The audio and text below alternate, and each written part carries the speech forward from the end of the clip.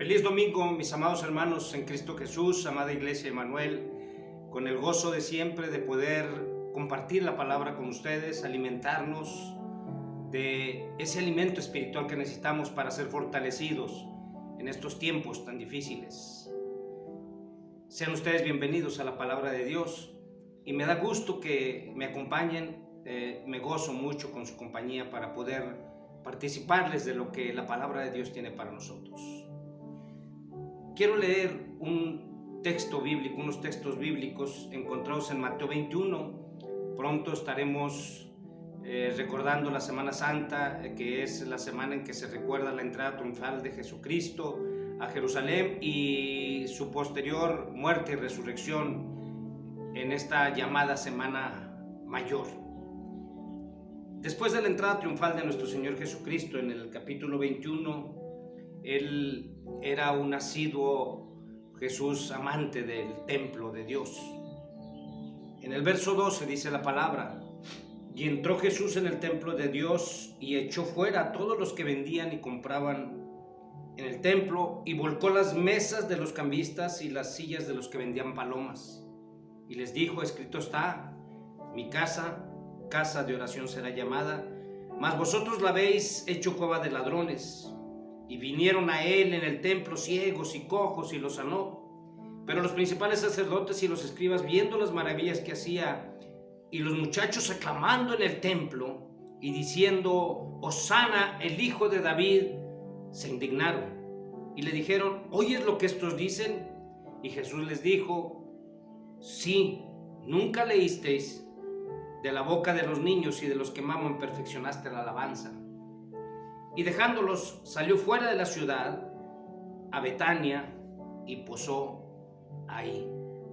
Padre, tu nombre sea glorificado en esta hora, Señor, que tu palabra llegue a nuestros corazones, en el nombre de Cristo Jesús. Amén. Hay la intención del próximo 28 de marzo regresar al templo, a nuestros servicios. Dios nos lo permita, las condiciones se den para hacer esto. Y hoy quiero meditar sobre el templo de Dios precisamente. Dios mínimo había instruido al hombre para hacer 3 construcciones. Una de construcción fue el arca de Noé. Dios le ordenó a Noé la construcción del arca. 2 fue el tabernáculo, ese lugar movible en el desierto para su pueblo. Y 3 fue el templo de Jerusalén. Este templo de Jerusalén, David tenía un especial interés en llevar a cabo la construcción de ese templo. De hecho, Dios le dio las indicaciones precisas, detalladas, de cómo debía de ser el templo que había de construirse, porque Dios quería que se le construyera un templo. Y le da las instrucciones precisas a David para que David haga los planos y los diseñe y ponga en manifiesto cada una de las indicaciones que Dios le había dado. Así era Dios. Dios daba indicaciones muy precisas. Dios nos sigue dando indicaciones muy precisas respecto de su obra. Pero David no construiría ese templo. Dios le dice: tus manos han derramado sangre inocente y no puedes tú construir el templo. Y se lo dio a Salomón. Muchas veces las decisiones de Dios, más bien todas las veces que las decisiones de Dios sean decisiones para bendecir y alabarle, Él dará la mejor instrucción. Y Salomón construye el templo, ese templo que Dios deseaba que se le construyera. Cabe destacar la importancia que tenía para Dios la construcción de ese templo, de tal suerte que Él no dejó pasar ningún detalle que David no entendiera. Seguramente Salomón, en el crecimiento que tuvo con David, vio los detalles con que recibía las instrucciones de Dios David para construir ese templo. Ese primer templo fue terminado en el año 960 a.C. y luego varias veces saqueado por sirios, por fenicios y restaurado sucesivamente por los reyes Ezequías y Josías. Finalmente destruido por Nabucodonosor. Nabucodonosor destruyó ese templo en 586 a.C. El segundo templo fue construido con los peregrinos que venían del cautiverio. Zorobabel, Nehemías, Esdras jugaron papel importante, y como profetas Ageo fue uno de los profetas que instaron a la reconstrucción del templo. En este caso, un pagano como Darío, el rey de Persia, participó y fue de gran apoyo para que se llevara a cabo la reconstrucción de este templo. Cuando se tuvo la restauración, los jóvenes lloraron por la restauración, lloraron de tal manera que se oía hasta lo lejos, gritaban y aclamaban, y los que habían conocido el primer templo, o los que habían tenido señas del primer templo, sufrían y lloraban porque ellos querían la magnificencia del primer templo. ¿Y por qué es tan importante el templo para los judíos? Déjenme decirles que actualmente hay un grupo, hay un movimiento político religioso judío que desea construir el tercer templo. Y ese tercer templo, obviamente, que está en las intenciones de la mente y del corazón, tiene como intención también el restaurar todo el sistema político religioso nacionalista de los judíos. Bueno, en los tiempos en que vivimos, con la situación que se vive en el Medio Oriente, seguramente esto traerá grandes conflictos, pero en otra ocasión platicaremos de los grandes conflictos que se avecinan con esta intención de construir el tercer templo. Ahora bien, a nosotros nos ha dado un templo el Señor. Obviamente, en la extensión del Evangelio a través del mundo, no habría posibilidad de muchos de los cristianos convertidos ir al templo de Jerusalén, que era el centro religioso de aquellos tiempos, donde todos convergían, donde había un deseo enorme de ir a visitar el templo, y Dios nos ha dado un templo. Quiero tomar dos lecciones. El interés que tenía Dios por la construcción de este templo. Les decía al principio que Dios había hecho cuando menos 3 instrucciones había dado para construir 3 cosas. Una era el arca.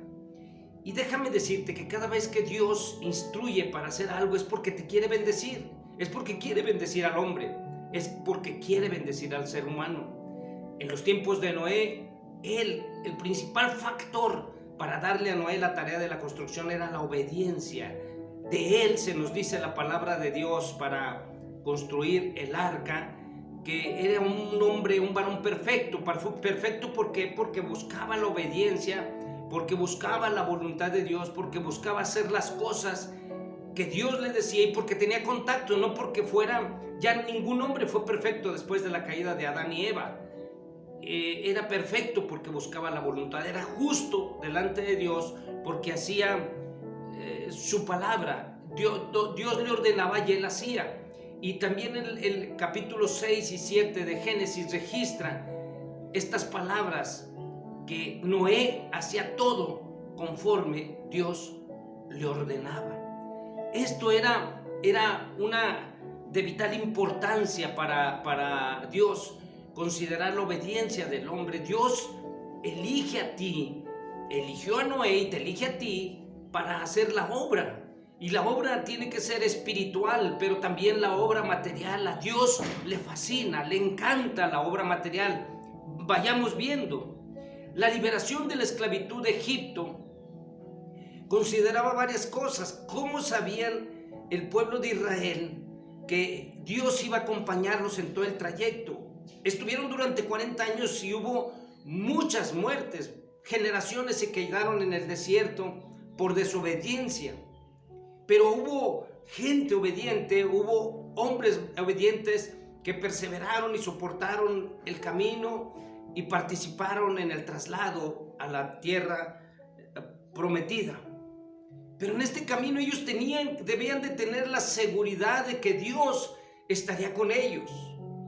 Deberían de tener la seguridad, y entonces Dios ordena también de la misma forma construir el tabernáculo. Ese tabernáculo que era movible, y Dios les ordena construirlo, porque de esa manera se manifestaría ahí dentro del tabernáculo estaría el arca del pacto. la manifestación de Dios sería ahí.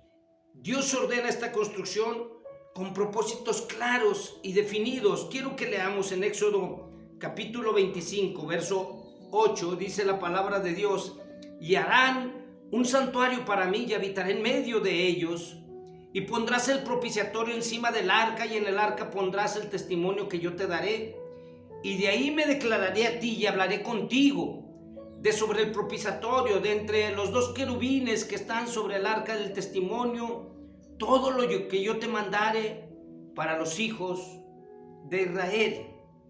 En Éxodo 29, capítulo 29, versos 43 al 46 dice: ahí me reuniré con los hijos de Israel y el lugar será santificado con mi gloria. Y santificaré el tabernáculo de reunión y de altar, y santificaré asimismo a Aarón y a sus hijos para que sean mis sacerdotes, y habitaré sobre los hijos de Israel y seré su Dios. Y conocerán que yo soy Jehová tu Dios, que los saqué de la tierra de Egipto para habitar en medio de ellos. Yo, Jehová tu Dios. Fíjate qué maravilla saber que Dios nos acompaña en todo tiempo, pero que hay un lugar especial donde Él dice: este es mi santuario. Es decir, mi amado hermano, a Josué le dijo: donde quiera que tú vayas, yo iré contigo. Y esa promesa que es para Josué es para nosotros. Dios está con nosotros en todo lugar. Nuestro Señor Jesucristo dice que Él estará con nosotros hasta fin del mundo. Eso es definitivo. Pero hay un lugar especial, un santuario especial para estar delante de la presencia de Dios. Las manifestaciones de la gloria de Dios en el camino por el desierto, hermanos, fueron fabulosas, fueron tremendas. Dos de los mayores testigos de estas manifestaciones, aparte de todo el pueblo, era Moisés y era Josué. Y es que allí era el santuario especial, era un lugar apartado muy especial. Sería prudente que en tu casa tuvieras un lugar especial para orar, para leer la palabra de Dios, fuera de la televisión, fuera del celular, fuera de apartado, para que tú tuvieras un santuario especial en tu casa. Pero el santuario para el pueblo de Dios, para la iglesia, en ese tiempo para el pueblo de Dios era el tabernáculo que Dios ordenaba construir. ¿Y qué propósito tenía? Dice: ahí me declararé a ti y hablaré contigo. Es decir, en ese lugar yo te transmitiré todos mis deseos, me comunicaré de tal manera contigo que en ese lugar oirás claramente cuáles son mis deseos y cuál es mi voluntad. No nada más eso, ahí te revelaré los misterios del reino de los cielos. Bendito sea el nombre de nuestro Dios. Cuando da instrucciones el Señor, da instrucciones que realmente nos llenan de paz, nos llevan de comunidad. Por eso el deseo de aquellos que amamos el templo de Dios, por eso ese deseo de ir y con el deseo de restaurar cada astilla que está levantada, cada agujero que haya dañado el templo de Dios. Seguía diciendo el Señor: ahí me reuniré con los hijos de Israel y el lugar será santificado en mi gloria. Era apartado totalmente. Ahí conviviré contigo, ahí estaré conviviendo en tus alabanzas, en medio del regocijo, en medio de la gratitud del pueblo de Dios. Habitaré entre los hijos de Israel y seré su Dios, dice, y conocerán que yo soy Jehová tu Dios. ¿Qué mayor? Conocemos a nuestro Dios a través de la palabra, conocemos a nuestro Dios a través de la oración, conocemos a través del testimonio de otras personas, a través de nuestro propio testimonio y de las maravillas que hace en nosotros. Pero hay una hermosa manifestación del conocimiento de Dios en la reunión congregacional, allí donde está el templo, ahí donde está el lugar que Dios ordenó construir. Más adelante Él ordenaría que se construyera el templo. Ubiquémonos en los tiempos de David, donde, como habíamos dicho, Dios le revela los detalles para que sea un templo digno de un arquitecto, que es el arquitecto del universo. ¿Y qué podemos afirmar sobre este templo? Podemos afirmar que el templo de Dios iba a ser construido porque Dios quería profundizar la comunión con su pueblo. Y qué mejor el lugar del templo donde muchos años después sería sacrificado nuestro Señor Jesucristo, inmolado como cordero, preparado desde antes de la creación para llevar a cabo esta tarea. Qué mejor que ahí fuera construido el templo donde estaría nuestro Señor Jesucristo sufriendo el agravio de todos nosotros.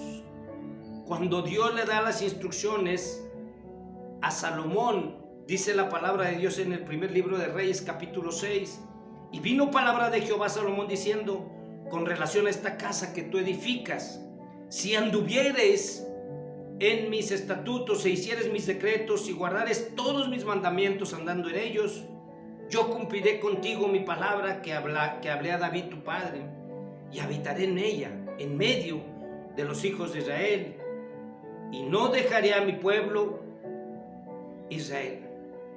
El templo era para los judíos y sigue siendo el punto focal de comunión con Dios.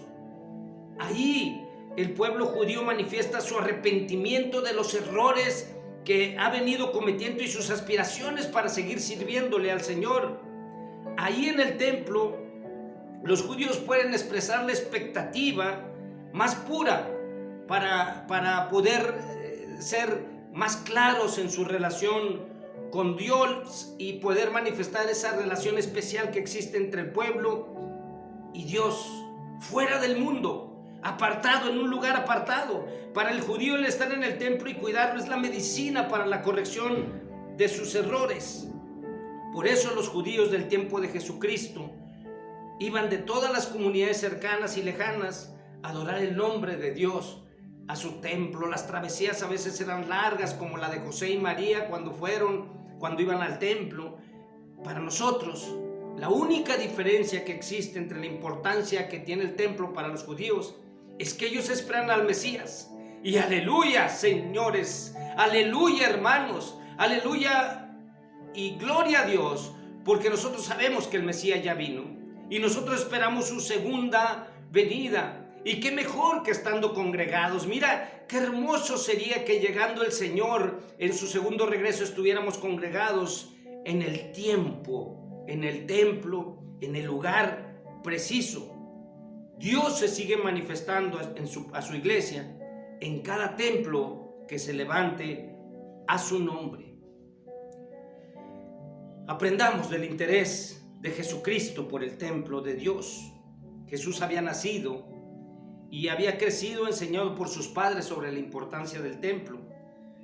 María, mujer fiel que cumplía con la adoración en el templo, y José, cumpliendo con la ley mosaica, llevaron al niño a la presentación en el templo.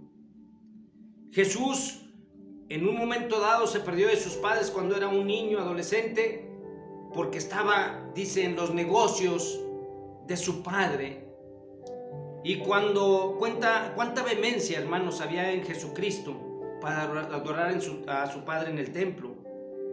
Ahora, después de la entrada triunfal, se encuentra en este momento histórico, después de la entrada triunfal recibido por el pueblo, donde gritaban Hosana al Hijo de David. Es un momento histórico porque ve cómo estaba el templo siendo ultrajado. Y ahí entra Jesús en el templo y se da cuenta de todo lo que había en sus alrededores y cómo lo habían hecho ya un mercado los cambistas. ¿Qué lecciones podemos tomar de aquí? Número 1, Jesucristo le recuerda las palabras del profeta Isaías: mi casa, casa de oración, será llamada. Ese lugar de oración, hermano. Sí, puedes orar en tu casa, sí puedes orar a solas, puedes orar en el camión, puedes ir orando en cualquier lugar, pero ese lugar especial, apartado de oración, donde te metes en una relación íntima con Dios, en donde agradeces, en donde pides, en donde te expresas, ese lugar, ese templo. Es el templo, la casa de oración. Sí, Jesús sabía que en el templo hay sanidad. El salmista decía: ahí está la bendición y la vida eterna, en la congregación de los justos. está la bendición y la vida eterna. Y sí, nuestro Señor Jesucristo, cuando entra el templo, empieza a manifestar maravillas, porque hay sanidades, se levantaron cojos, ciegos, y los sanó. Y ahora Dios quiere abrir, en el templo se abren los ojos de aquellos que están perdidos, que están ciegos en la esclavitud del pecado, para una entrega total del hombre a la palabra de Dios. Es un lugar de sanidad, es un lugar de oración, es un lugar de sanidad. Y cuando Jesús entraba, empezaron a cantar en el templo en ese tiempo. Empezaron a cantar los muchachos, aclamando al templo, diciendo: sana el Hijo de David, lo cual los religiosos se indignaron. Pero Jesús dijo: si ellos no cantaran, si ellos no gritaran, si ellos no hablaran, las piedras lo harían. ¿No oíste lo que dijo el salmista, el profeta? ¿Nunca has oído lo que dice la boca de los niños y de los que maman? Fundaste la alabanza. Es un lugar de alabanza. El templo es el lugar ideal para la alabanza. Cántale a tu casa. Hace unos días anduvimos haciendo un recorrido por el campo en algunas comunidades rurales, y nos dimos cuenta de que en una comunidad, especialmente en una comunidad, en muchas casas se oían las alabanzas de Dios. Cantos, en algunos cantos tradicionales, en algunos se oían alabanzas de Dios, de los cánticos que se cantan muy común ahora en las iglesias. Y qué hermoso sería que todas las casas tuvieran esta música. Pero el lugar ideal de alabanza es el templo de Dios. Allí le podemos cantar, en la reunión de la congregación de los justos. El Salmo 22:3 dice: tú eres santo, y tú que habitas entre las alabanzas de tu pueblo, entre las alabanzas de tu iglesia. Ánimo, mis amados hermanos, vayamos a su templo, restauremos cada parte que ha sido dañada y veamos la gloria de Dios en él, la manifestación hermosa y maravillosa de Dios en su santo templo. Ahí es la oración, ahí es la sanidad, ahí es la alabanza. Agradezcamos a Dios que nos dio un lugar para bendecir y alabar su nombre. El Señor les bendiga, mis amados hermanos. Gracias, Padre, que tu palabra haya llegado a nuestro corazón y que sea un ánimo, un aliciente, Señor, para levantarnos, Señor, e ir tras la victoria en tu santo templo. Sea glorificado tu nombre en Cristo Jesús. Amén. El Señor les bendiga, mis amados hermanos.